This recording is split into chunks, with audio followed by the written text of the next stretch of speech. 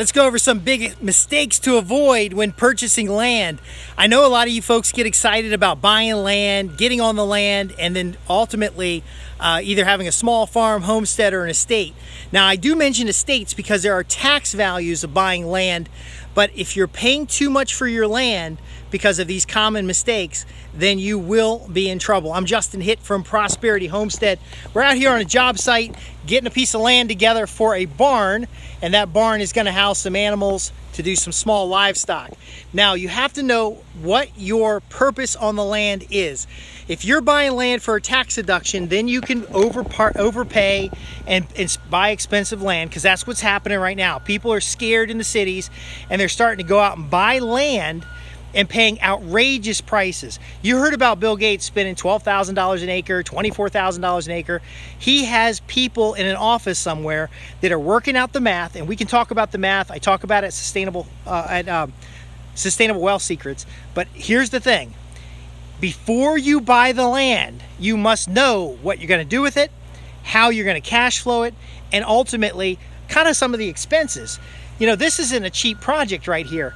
When we got the original trails on here, there was some time between that and between we could afford doing this. And it's important to understand what your cash flow is, even if you have more money or more dollars than cents. Even if you've got a bunch of cash and you're unsure what to do with it because the stock market's tanking, you want to make sure that that money grows, because there's a lot of unscrupulous investors out there, property managers, even foresters, who are trying to tie people up with property that is too expensive. A farmer can't make money on something that's $2,000-$3,000 an acre. Okay, it takes too long to recover if they own the land. But most farmers don't know about the other options, which include leasing land, which includes partnership arrangements, which includes all kinds of other things we can talk about in another program. So it's a mistake to simply just go buy land and think you're going to get started. Okay, now you're saying, well, Justin, if I can't buy land to get started, what do I do? Number one, your design plan. Okay, you can plan the property you want without having a property. You can just draw it on paper. Now, there's design principles that we talk about in permaculture. There's, it depends on what kind of land it is. Your plan does change. This particular land here is scrubby underbrush. You can see this. It's not good for pulp. It's not good for timber, and but it certainly is good for trails and family camping. Now, there's other properties that we're working with that actually have mature timber. Some of them have mature timber that'll be ready in 5 or 10 years. Yes, your plan will change a little bit as you get to a piece of property, but if you don't have a basic plan of what you're going to do, what are you going to be? The timber goat farmer, raise some pigs, chickens, rabbits? You're going to have a petting zoo, essentially. And I know your wife, you finally got her on board with this, okay? And she's like, as long as we can have llama. Okay, well, everything on your farm is going to eat something. And the fear that causes somebody to get out of the stock market and to buy land is the same fear that's going to end up having a bunch of animals on your property that you're going to have to eat. Okay? Because there's a disconnect. This is another mistake. There's a disconnect in thinking between the action that's necessary, knowing that you need your own land, knowing that you need financial security, knowing that you need to have a property that you can secure and that you can have a garden and you can kind of relax and start getting to that retirement. And then the difference between the realities of economics. You know, so a lot of folks are saying, I want 5 acres or more and I'm going to run a farm. Can you really run a farm on 5 acres? They're saying, I want hundreds of acres, but I can't afford it. Well, have you thought about working with another farmer? Have you thought about building a co-op? Oh no, I want to be independent. I want to be self-sufficient. Again, these are myths that are sold to you by salespeople who want you to buy land at overrated prices, and then when you get on the land, you put all the cash into the property, and you don't have the cash to actually manage and run a farm. Okay, we got excavators out here, we got equipment out here. This stuff wasn't just magically picked up. Okay, there was thought, intention.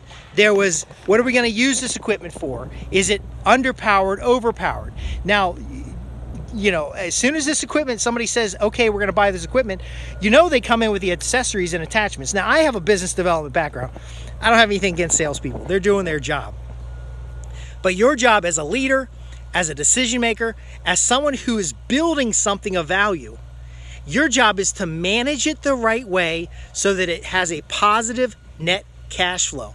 And if you can't get to a positive net cash flow on paper, then you're not going to get to it in the physical world. And let me give you an example. Let's say you want to raise goats. We're going to raise goats on this property here, primarily to clear the woods out.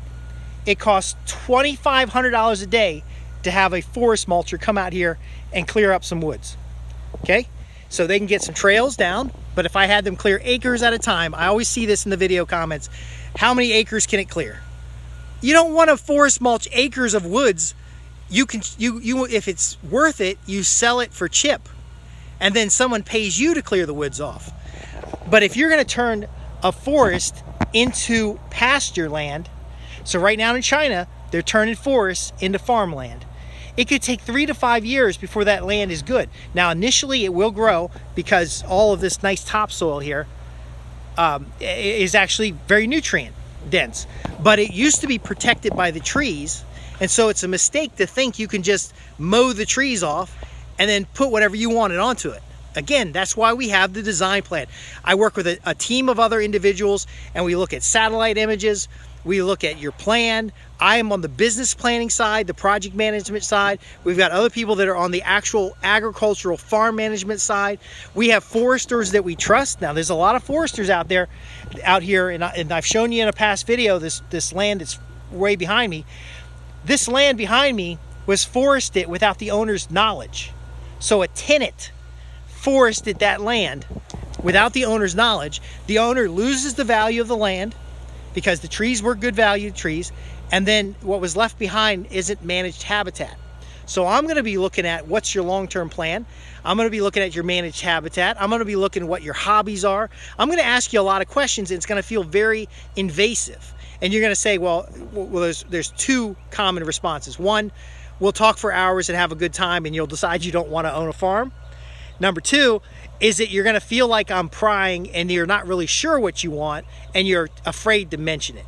Okay? What I want to hear from people, and it's a mistake otherwise, I want to hear you say, I'm not sure what I want, or here's some of the ideas that I want, so that we get it down on paper. We get it down on paper so that we can start outlining the plan. Okay, I'm going to run goats on this property. Am I going to start out with 30 goats? Okay, because I did the math. And this 25 acres can run 30 goats through a season, take them to market. The remaining goats that are left over are breeding stock. I'm going to need certain things like a shelter for them. I'm going to need watering system. I'm going to need some other stuff. And the watering and shelter and stuff is the same cost whether I have 30 goats or 3 goats. Am I going to start with 30 or 3?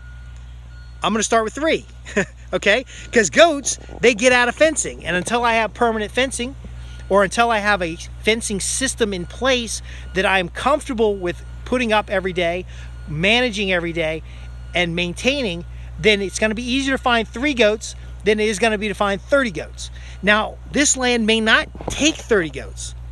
So you can see the woods in here. It's only like that in the spring, summer, and sometimes in the fall. But if we have a wet season, we have a season where we're not getting a lot of undergrowth, then the goats are going to have supplemental feed. Easier to feed 3 goats on these woods than it is to feed 30 goats. But again, there's no goats on this property right now. These are paper estimations which help me be more equipped and informed to actually get successful, positive results. The beard by itself and the farmer look alone is not what makes you make this farm. I've been more than a few years working with a mentor and actually working on their operating farm that they've been running for more than 10 years. And we've learned lessons together. I've shown you videos with that farm, but I also grew up in an area where there's a lot of farmers, and I'm carrying lessons there. Your small farm, homestead, especially in a state, will be a lifetime of learning and intentionally designed to get the results that you're looking for. That is the key, the intentional design. If I'm going to have goats, pigs, chickens, maybe ducks, all this other stuff, that's a petting zoo. But if I bring in the goat operation, I get the goat operation to break even by working in a cooperative. See, I don't have to take them to market myself. I don't even have to own the goats. I can work in a cooperative where I'm providing goat meat as either a contract grower or as part of a cooperative or partnership, and then I can get that operation up and running. When I was growing up, my dad was a member of a rabbit growers association. You think you don't need much help to grow rabbits. They just multiply. You get 3 rabbits, you end up with 22 rabbits. Okay, but the Rabbit Growers Association got better pricing, better buy-ins. They got breeding stock. They could go to shows together. They can talk about the challenges they're facing. They can advocate for themselves. Okay, that is how you farm. That is how you run a business. Now, when it comes to being ecologically sound on the property, you might be saying, well, Justin, you guys are tearing up a lot of stuff and you're making a mess, and there's soil disturbance and there's clearings and stuff going on. All of it is by design, planned out, and minimal impact to the land. So you may notice that all of the topsoil was pushed slightly downhill into kind of a berm. Well, that berm acts as any water filtration should we have a rain event and that water starts running downhill. Some of these materials and logs and stuff, they're going to either be firewood in the future, or they could be building materials for small projects. Even these big rocks, look at these rocks, man. These rocks,